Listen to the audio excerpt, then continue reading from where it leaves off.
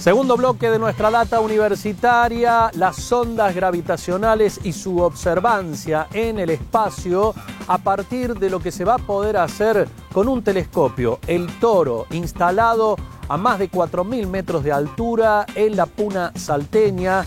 Mucho tiene que ver con esto la Universidad Nacional de Córdoba y sobre todo nuestro observatorio astronómico. El director del Instituto de Astronomía, Diego García Lambas, estuvo hablando con nosotros y nos cuenta sobre esto que es tan importante, lo vemos tan lejano, pero influye indudablemente en la vida cotidiana y a futuro. Las ondas gravitacionales a partir de la observación de un telescopio que se ubica en el Cerro Macón a 4.650 metros de altura en la provincia de Salta. ¿Y qué son las ondas gravitacionales? ¿Qué tienen que ver con lo que sucede a 600 millones de años luz de aquí, en otras galaxias? ¿Puede verse desde aquí? ¿Y qué relación tiene con las ondas gravitacionales y con aquel telescopio nuestro Observatorio Astronómico Córdoba de la Universidad Nacional de Córdoba? Diego García Lambas es su director y con él vamos a charlar de este tema. Estamos aquí en el observatorio, claro. Diego, contanos. Bueno, yo soy director del Instituto de Astronomía Teórica y Experimental, IATE, de acá de la Universidad de Córdoba y del CONICET, y desde hace muchos años en un proyecto que venimos apoyando desde la universidad, desde el CONICET, desde el MinSit Nación, del MinSit Córdoba, de la Secretaría de Ciencia y Técnica de Salta, muchos actores que nos han apoyado en la medida de las posibilidades y fundamentalmente el apoyo de la National Science Foundation a través de la Universidad de Texas, en Rio Grande Valley, el doctor Mario Díaz, y la Universidad de Texas A&M a través del doctor Lucas Macri. Hemos tenido la maravilla de poder contar con un instrumental de primera, un hermoso telescopio que con muchísimo esfuerzo lo pudimos instalar hace poquito en la Puna salteña. Empezó la instalación prepandemia, la pandemia nos dejó un poco paralizados un tiempo y pudimos rearrancar con los trabajos de instalación y acabamos de hacer la primera luz, que es como una etapa muy importante en un telescopio porque hasta ese momento uno no sabe el estado del instrumento. Así que eso es lo que se pudo hacer ahora hace escasa semana. Nuestro equipo técnico acá del IATE y con mucha ayuda del observatorio nos ayudaron a que podamos llegar a este buen puerto. Así que bueno, el triunfo es compartido, es de todos, ¿no? Es una hermosa situación porque es un sitio de excelentes capacidades para la observación astronómica, pero que no tenía ningún telescopio operativo. Así que a partir de este momento podemos decir que tenemos un telescopio que está entrando en la fase de operación. El telescopio va a hacer un relevamiento del cielo en forma continua y va a tener una cámara para tener un campo del cielo en cada imagen bastante grande, del orden del tamaño de la luna llena, así que angularmente. Entonces va a permitir hacer un relevamiento de un área muy importante del cielo cada noche. Ese lugar tiene una extraordinaria cantidad de noches despejadas al año y las primeras imágenes fueron bastante buenas porque era una noche muy mala cuando acá en el resto del país llovía. Bueno, allá pudo observarse, no las mejores noches, pero pudo observarse. Y bueno, les decía que esa nueva cámara va a venir al país sobre fin de año. Estamos como que esta primera luz también aporta, y las siguientes, segundas y terceras luces, aportan a terminar de redondear ciertos detalles de esa cámara, que tiene un valor muy alto, son varios cientos de miles de dólares, que pone la National Science Foundation y la está siendo desarrollada en la Universidad de Texas A&M. Perdón si no se siente detalladamente las cosas por el barbijo. Así que bueno, es como una etapa muy importante esto que hemos logrado y que ya estamos encaminándonos hacia la cámara definitiva del proyecto Toros, que va a ser muy importante no solamente para la detección de las contrapartes ópticas de las ondas gravitacionales, que es el objetivo núcleo del proyecto, sino que al contar la Argentina ¿no? Y la universidad, estos centros importantes de Texas, con un relevamiento propio del cielo, van a poder realizarse muchos trabajos conjuntos con un material bueno, de gran calidad. O sea, nosotros pensamos que esto va a aportar a todas las áreas de la astronomía, desde la astronomía del sistema solar, las estrellas variables en general, y siempre hay alguna otra cosa que pueda surgir. ¿Cómo nos cambió la vida esto de la pandemia y sobre todo la etapa de la cuarentena, el tener que quedarse en casa que derivó en una nueva práctica laboral? Sobre el tema estuvimos consultando en la Facultad de Psicología. Encuesta interprovincial relacionada con el teletrabajo. Patricia Altamirano, ¿cómo ha dado el resultado de esta encuesta? ¿Cómo va el relevamiento? ¿Con qué se han encontrado? Pero en principio es una encuesta que se ha tomado en varias provincias de la Argentina. Han respondido, la cantidad de personas que han respondido es muy interesante. Ha sido terminada a principios de este año. Y efectivamente hay como dos grandes áreas que indican resultados que son de interés. Obviamente que el que tiene que ver con el estrés de cambiar de una manera habitual de trabajar, donde significaba el traslado a un lugar, ¿no es cierto?, una vuelta, mantener la casa como un espacio privado que ha cambiado con el teletrabajo. Pensar que hace un tiempo, cuando ni nos imaginábamos que esto de la pandemia nos iba a culminar a estar en nuestras casas, uno muchas veces decía, ¿cómo me gustaría quedarme en mi casa trabajando? Las consecuencias psicológicas de este confinamiento también son interesantes en el relevamiento. Efectivamente, el concepto que utilizamos es el concepto de continuidad y discontinuidad entre el ámbito privado y el público.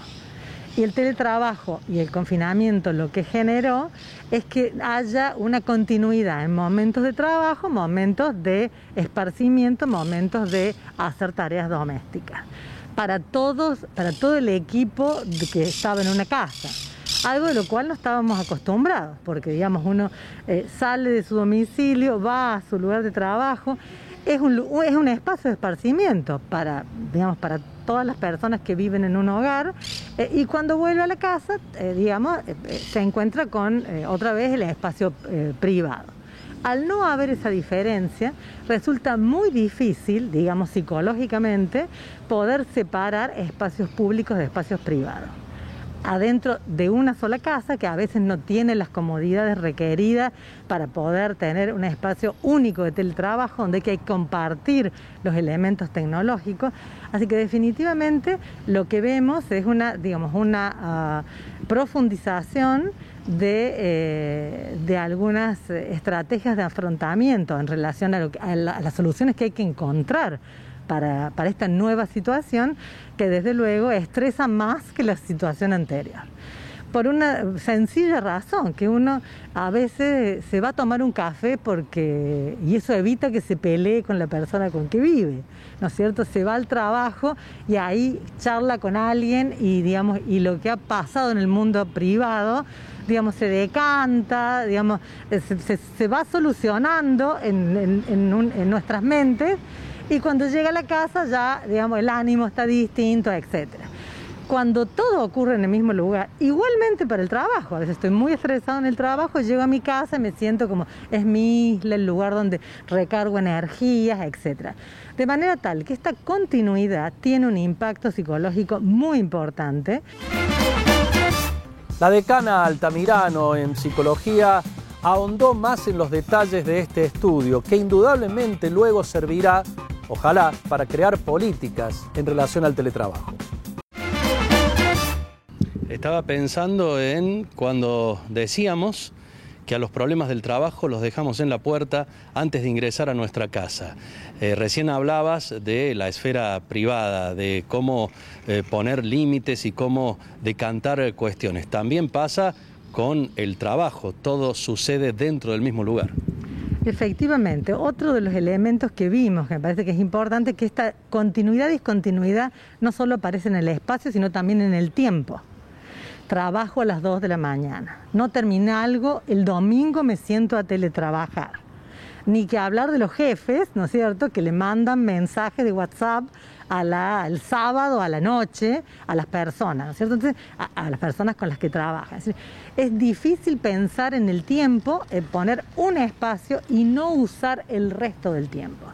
Igualmente el momento de disfrute, digamos, con las hijas, con los hijos, con las personas con los que uno convive. Es decir, uno dice, bueno, y ahora vamos a jugar. No, bueno, tengo que trabajar en el mismo sitio donde es un espacio de esparcimiento. De manera tal que esta falta de discontinuidad entre espacio y tiempo trae un efecto sobre los cuerpos, sobre la psiquis, sobre la subjetividad, que todavía no sabemos claramente hasta qué punto se va a intensificar. Pero lo que sí se puede ver, digamos, en el fenómeno es que hay más estrés, hay más nervios, hay menos espacio donde decir, bueno, a ver, nos relajamos, ¿no es cierto? Que son fenómenos que antes eran más factibles de gestionar porque estábamos en espacios diferentes. También ocurre, y allá entra el segundo aspecto de la investigación, que tiene que ver con el diferencial de género. Si, digamos, enfrentándonos a estos problemas del teletrabajo, reaccionamos distintos mujeres y varones. Y efectivamente es así, porque en algún punto el estereotipo de la mujer tiene más responsabilidades o tiene las responsabilidades y las tareas del hogar, mientras que a veces los varones tienen algunas tareas del hogar, porque ciertamente en eso se avanzó bastante, pero no las responsabilidades. Entonces, al estar todo ese ámbito discontinuo, somos las mujeres las que efectivamente tenemos todo el tiempo del mundo ahí adentro de la misma casa para hacer tareas que son de responsabilidad. No hemos aprendido en este mundo tan fácilmente a compartir responsabilidades. Ha mejorado muchísimo, nadie está diciendo, mi abuela, por ejemplo, pensaba que los varones no tenían que levantar la mesa, ¿no es cierto? Pero, digamos, ahora eso no ocurre, ha cambiado mucho, pero sigue siendo responsabilidad de planificar la cena, planificar las cosas, comprar la lechuga, ¿no es cierto? Ver cómo se van a ordenar las tareas de los pibes y de las pibas en relación con la educación, porque pensemos que en esa casa conviven personas que están educándose también allá adentro. Entonces, atento a esto, las mujeres están, digamos, con una doble carga, porque parece ser que las 24 horas están trabajando. Además, complicado, volviendo a esto de levantar la mesa, ¿qué parte de la mesa se levanta? Porque en una parte se comió, pero en otra están las computadoras. Ni que hablar, esta es la falta de discontinuidad en el espacio, ¿no es cierto? Entonces uno está lavando, está la lavadora, es decir, y arriba está la notebook, porque es el único lugar que puedo cerrar para que el pibe o la piba pueda mirar una clase. Es decir, puede focalizarse, concentrarse en una clase, de manera tal que es verdaderamente muy difícil. Llegó el momento de hacer la pausa en nuestra data universitaria. Hasta mañana, porque mañana nos volveremos a encontrar aquí mismo en la pantalla de Canal U. No te olvides, hay que seguirse cuidando. Estuvimos aquí afuera hasta recién, por eso sin barbijo. Pero como ahora me voy a la redacción, me pongo el barbijo y estoy listo para seguir cuidándome, igual que ustedes, contra el coronavirus. Hasta mañana.